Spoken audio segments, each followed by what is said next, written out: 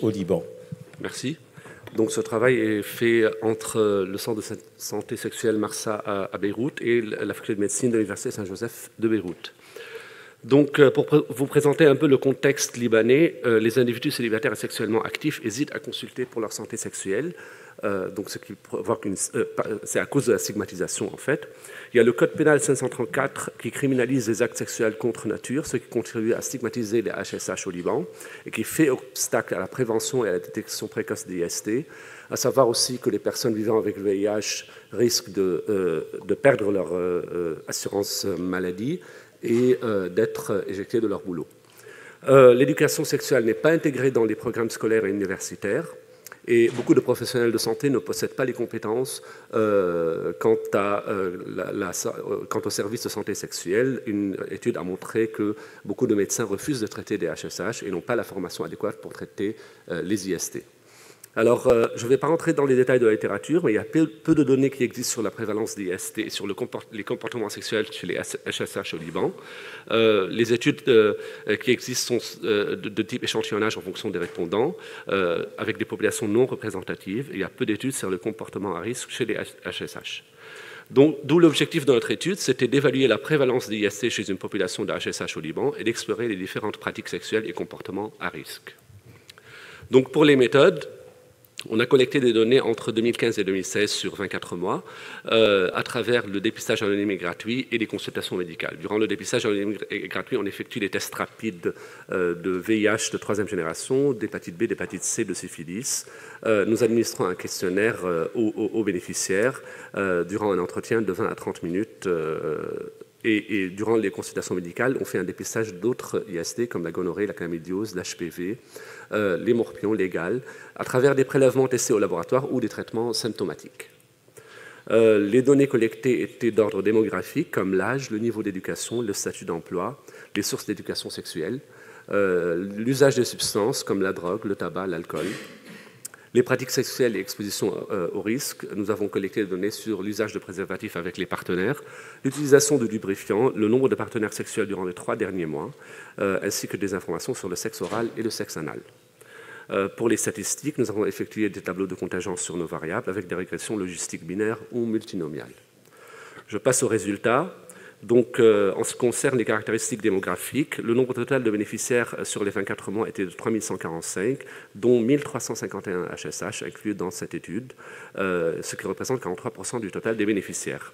589 HSH avaient plusieurs visites et 762 avaient une seule visite.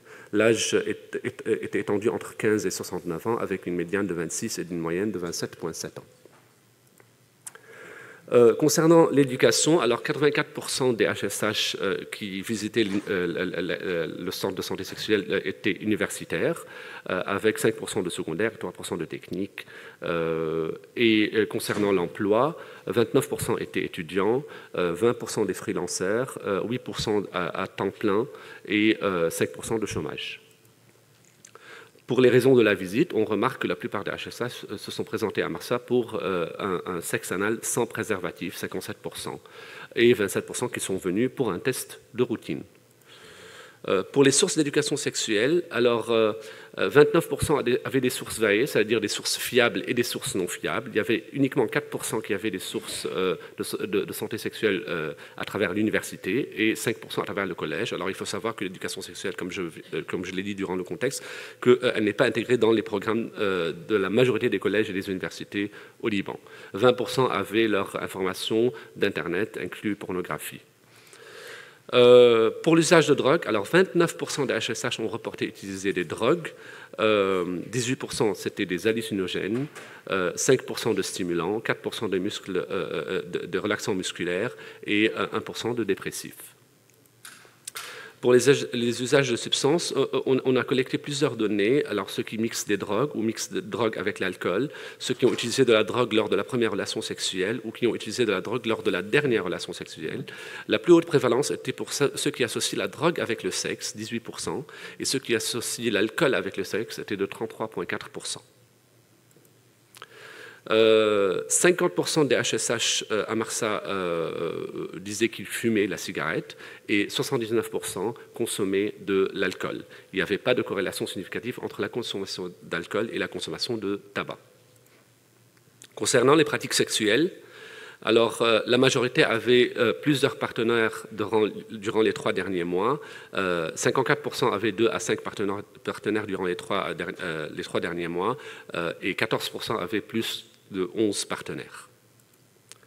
Pour l'utilisation de préservatifs, alors on a les résultats ici pour ceux qui avaient un partenaire stable, pour ceux qui avaient un partenaire régulier et pour ceux qui avaient un partenaire occasionnel. Et on remarque que seule la moitié des HSH ont confirmé avoir utilisé un préservatif avec leur partenaire régulier ou occasionnel. Concernant l'utilisation du lubrifiant, seuls 36% des HSH ont confirmé utiliser toujours un lubrifiant lors du sexe anal. Alors, pour la raison de ne pas utiliser le préservatif, on voit que 40% disaient qu'ils avaient confiance en leur partenaire, 24% c'était la chaleur du moment, 13% c'était le manque d'information et 13% étaient sous l'influence d'une substance. Alors, ceux qui ont répondu être sous l'influence de substance, en 63% des cas, c'était l'alcool, 3% le GHB, héroïne 1%, et on voit que 22% mixaient l'alcool et la drogue. Pour le sexe anal à risque, on voit que 65% du sexe anal était risqué, comme on le voit dans cette figure, que ce soit insertif ou réceptif. Pour le sexe oral à risque, que ce soit effectué ou reçu, dans la plupart des cas, c'était un sexe oral sans préservatif, ce qui augmente le risque d'exposition à la gonorrhée, la chlamydiose et l'HPV. Pour les modèles de régression multinomiale, lorsqu'on a utilisé comme variable dépendante l'utilisation du préservatif, comme résultat, nous avons trouvé que ceux qui avaient un niveau d'éducation scolaire seulement avaient 2 fois plus de risques de ne pas utiliser le préservatif avec leur partenaire occasionnel quand c'est comparé à ceux qui avaient un niveau universitaire. Et ceux qui avaient leur éducation sexuelle de source non fiable avaient 1,7 fois plus de risques de ne pas utiliser le préservatif avec leur partenaire occasionnel. Pour ce qui est de l'usage de drogue, nous avons remarqué que ceux qui ont un niveau d'éducation scolaire seulement ont 0,57 fois moins de chances d'utiliser des drogues comparé à ceux qui ont un niveau universitaire, et que les étudiants ont 1,5 fois plus de chances d'utiliser des drogues comparé aux employés. Alors ceci rejoint une étude récente publiée au Liban sur l'usage de drogue dans les universités qui était très répandu.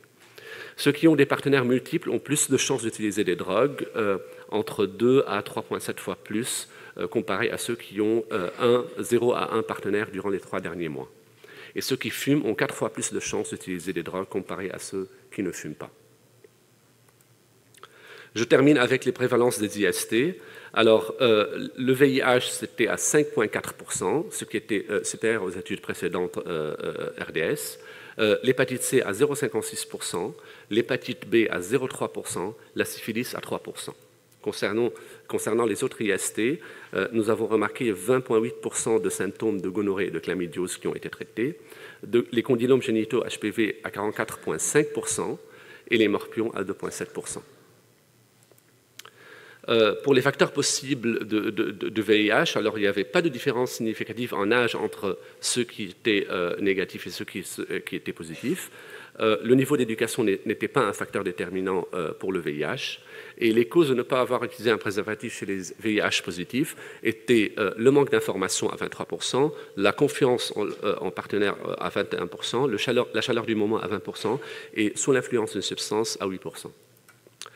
Alors, pour conclure, ces données, nous allons les utiliser pour le plaidoyer dans la décriminalisation des relations gays, pour le maintien des efforts de prévention dans les universités et les collèges, pour inclure l'éducation sexuelle dans les programmes éducatifs et surtout pour demander la PrEP gratuite au Liban, parce que la PrEP, elle est disponible en ce moment, mais elle n'est pas gratuite, elle est payante. Donc, ces données vont nous aider pour plaidoyer auprès de l'OMS, de l'ONU-SIDA, du Fonds mondial, parce que nous ne sommes pas éligibles au Fonds mondial, surtout pour pouvoir maintenir ou bien contenir cette épidémie qui est uniquement à 5% en ce moment au Liban. Je vous remercie de votre attention et je remercie nos partenaires.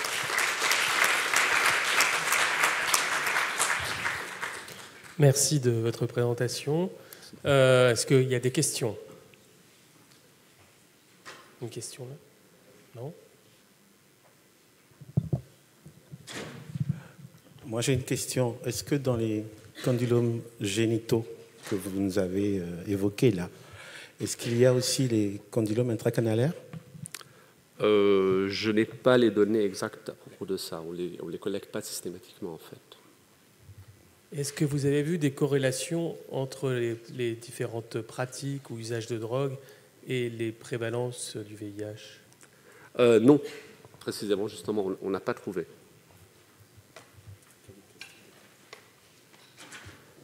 Une question.